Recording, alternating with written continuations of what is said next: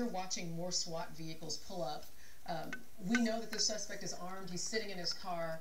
What do police have to do to resolve this situation safely?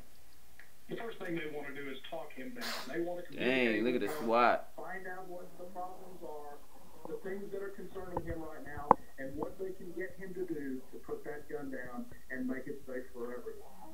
Don, as we look at this live picture here from Chopper 5, we've just seen what appear to be two armored vehicles rolled up. Can you give us any insight on those? Well, again, as it was mentioned earlier, regular automobiles and trucks don't stop what armored vehicles do. And that's the safety edge that the tactical officers and the field officers will use to get a little bit closer, to be able to get a better perspective on what's going on with the driver and anyone else that may or may not be inside that automobile. It's going to give them a better view of the entire situation. We did see the suspect get out again. You've heard us mention that we know he's armed. If you didn't see that video a little bit earlier, he got out of the car and put a gun to his head, and then got back in, and he's still sitting there. But we watched police follow him. We watched him stop. We watched him keep going. He does not want to get out of that car. And if you look at the very bottom of the screen here, you can see that there are police on all sides of this vehicle. And I don't know what these other vehicles are. I don't know if these are trying to move in, are spectators, if you will, or not. You know, just to guess, but it appears these are people. These are just people who are in the area. That's a parking lot. You know, there are stores there. You're trying to see them, but there are stores there, and you see people out of their vehicles. And we see now the busier side of this mall. And there are people in their cars. They're being kept at a distance, but there are people there who are within sight of all of this action. Yeah, and I'm noticing the one Dallas police cruiser that's there in front of the cars, presumably to kind of give them a line to say don't go past this point. But obviously this is something we don't want to encourage. This is a much better situation to watch than TV, and we're trying to be out there in person. And you see these cars are being sent in the other direction. They were kind of turning and going in the other direction. Y'all better get out of line of fire. Police blocking off the roads there. So in this wide picture, you can see the general situation. Once again, they got some big shit out there. The vehicle that we're watching very closely is in the upper left part of your screen. As Ames zooms in here, you can see it is that red sedan. That is the vehicle where the man is sitting there. We've seen him step out, put the gun to his head, get back in the vehicle. But that's the vehicle that we're watching so closely. And again, they're surrounded by businesses. Everyone in these businesses is being asked to stay inside, shelter in place, don't come outside. We know we can see those fast food places. There's a Chuck E. Cheese restaurant on the other side of the parking lot. We see a barber shop directly where all of this is happening. And there are police at different locations all around. The place is now surrounded by police. Don, how long might these officers just wait this out? They'll wait until it comes to a conclusion. They'll wait until he either surrenders or they have a tactical edge and they can safely take him into custody. Don, looking at these armored vehicles, they would have, I presume, either binoculars and or cameras there where they'd be able to get a little bit closer and have eyes on him now at all points, right? I think that's their hope. They want to be able to see everything they could possibly see inside the car and about his person. They want to see exactly what they're up against. There may only be one person, but again, there may be more than one person, or more than one person in the automobile. And Don, are they talking to him? Do they use loudspeakers, or are they able to make connections with this? They're very close to him. They're probably shouting to him. They're probably trying to get his attention and talk to him, or using a loudspeaker on the vehicles, the police vehicles that they do have there. What other strategies might they use to end this, Don? They'll try to find out what triggered this entire episode, whether it was a family disturbance, whether it was some other thing that maybe they can address and discuss with him to try and talk him down, so to speak, to get him to feel more at ease, to try and let him understand that although they're there to do what they need to do, that they're not there as a threat. They want him to be comfortable enough that he'll trust them to put the weapon down. Obviously, they do have overwhelming force in this situation. Under what circumstances might they try to end this by force?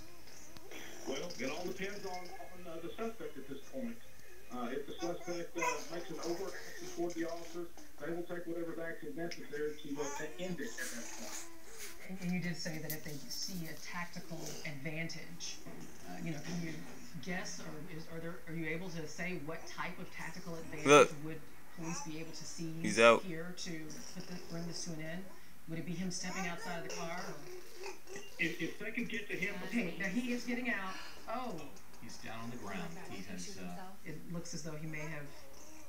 This is a guess. It looks as though he may have shot himself, and he has opened the door, fallen out of the car. Very hard to tell, obviously, from this distance exactly what happened at that moment, but And we will keep our distance as Ames pulls the shot out here to a wider shot. But the door is open, and see the who? suspect did fall out of the car. That we know. He is out of the car. He is on the ground. So Police have not appeared to make any moves. right. We'll continue to watch this and see what happens next. Again, a very tense situation, tough situation to watch, and tough situation for police as well, I don't like it at all. as they are in this busy mall parking lot with an armed suspect. And again, they have him surrounded. And we just watched the door open and the suspect fall out. Again, we're just waiting to see. We haven't seen police make. They haven't made any move They at haven't this made any point moves. since he has fallen out of this vehicle onto the ground. They have not made any moves that we can see from this vantage point.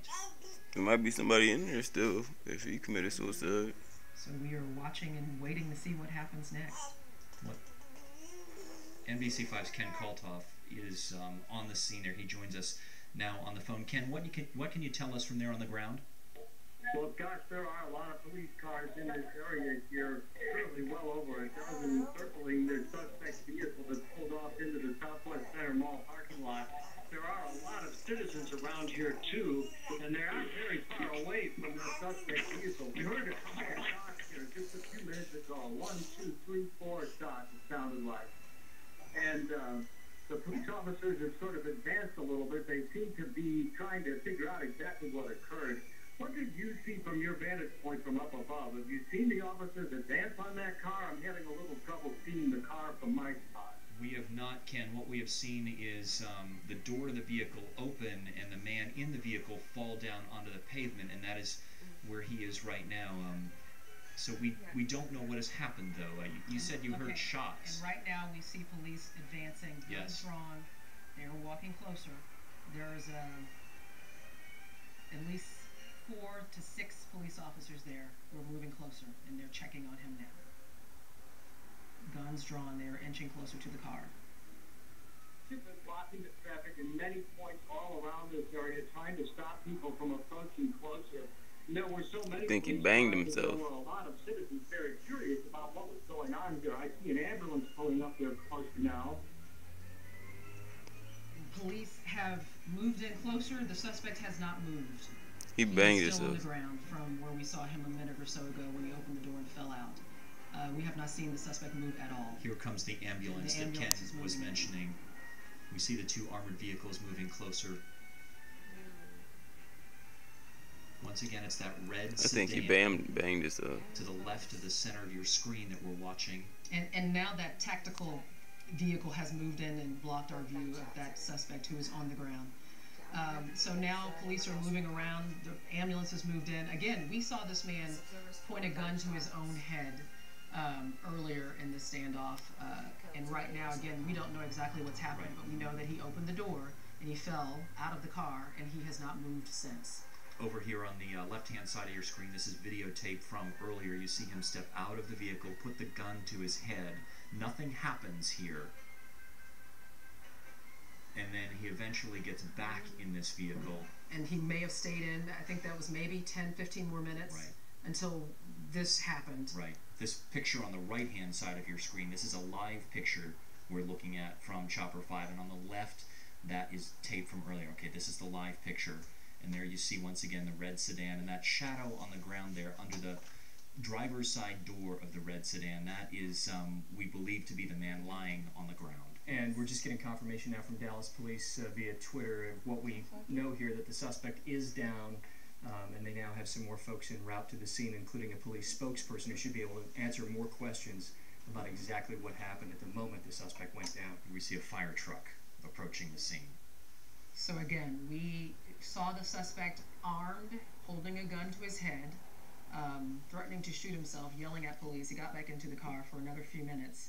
and then we saw him open the door and fall to the ground, and he did not move. And now we see the fire truck moving in, an ambulance is there. We know that police sent out a tweet that said he is down, and we see a lot of activity. Now everything's moving around. People are moving around. So it sounds as though they are there now to attend to the suspect. Our law enforcement expert, Don Peritz, joined us once again. Don, what do you have? Basically what we have is what we see at this point. The suspect got back into the vehicle, did whatever he did to himself.